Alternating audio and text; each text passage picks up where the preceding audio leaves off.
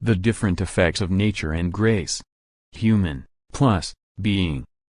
The voice of the Lord, my son, you must carefully observe the effects of nature and of grace, because they operate very differently, and the subtle distinction between them can only be marked by an enlightened man. Everyone aims at what is good and makes some pretension to it in his words and action. That is why many people are deceived by an imitation of goodness. Nature is cunning, it misleads people and tricks and deceives them, and always has its own interest at heart. But grace walks honestly and openly, it avoids all that has a look of evil about it, and it lays no traps, it does everything solely for the sake of God, in whom it finds its ultimate rest. Nature is not prepared to be put to death, or to be subdued and overcome. It does not want to be under control or to submit of its own free will. But grace aims at putting the old nature to death, and it resists the desires of the body. It is eager to submit, and longs to be ruled. It does not want to be independent, but loves to be ruled. It does not want to be independent, but loves to be under discipline.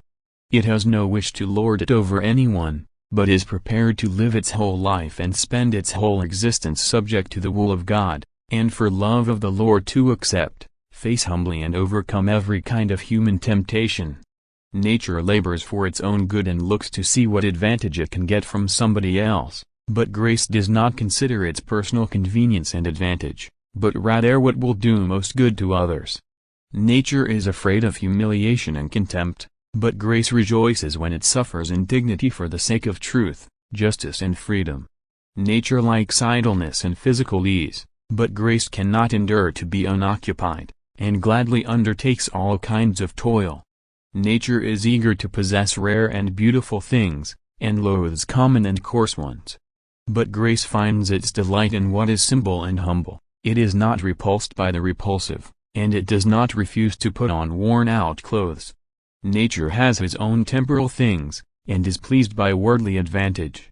It is unhappy when it suffers loss, and any slighting word can make it angry. But grace is concerned with eternal things, and has no interest in anything temporal. In material loss it feels no distress, and when hard things are said it feels no resentment, for its treasure and its joy are laid up in heaven where nothing ever is lost. Nature is greedy, and is more ready to receive than give. It loves exclusive, unshared things. Grace is loving and generous, it rejects private advantage, and is content with little, thinking it more to give than to receive.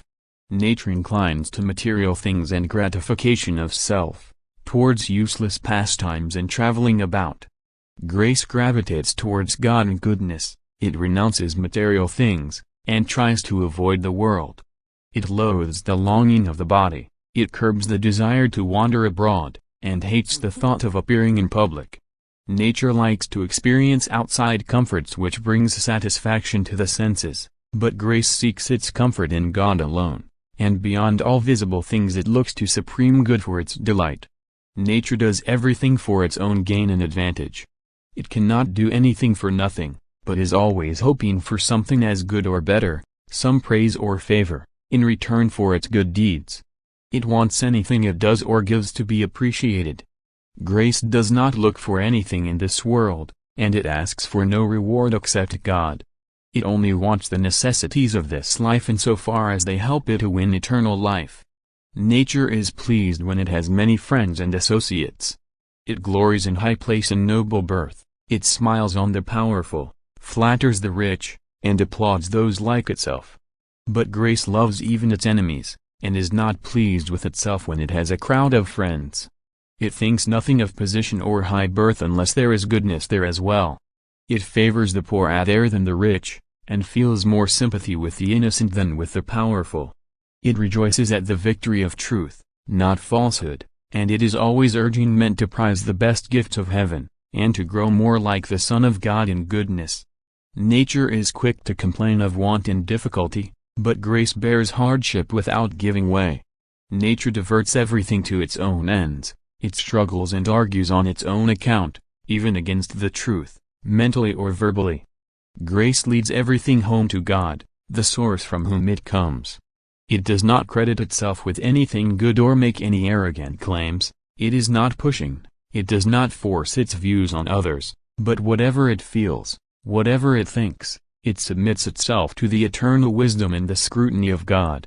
Nature is always eager to know secrets and hear news. It wants to go out into the world and have all kinds of experiences. It longs to be recognized and do things that earn praise and admiration. Grace has no interest in hearing new strange things, because all this springs from our age-long corruption, and there can be nothing new or lasting here on this earth. Grace teaches a man to keep his senses in check, to avoid empty complacency and attention, and to conceal in humility all that might be praised and admired, and from all that happens and in all he learns, it teaches him to seek the harvest of usefulness and the praise and the glory of God. Grace does not want itself or its doings talked about, but it does want God to be blessed where all his gifts are concerned, for he sends all his gifts purely out of love. Grace like this is a supernatural light, a special gift of God. It is the seal of the elect, and a pledge of eternal salvation. It raises a man from earthly things to love of heavenly ones, and it makes him spiritual where he was unspiritual before. As nature is curbed and subdued, grace flows in more richly, and the inward man is visited anew, and daily remade in the image of God.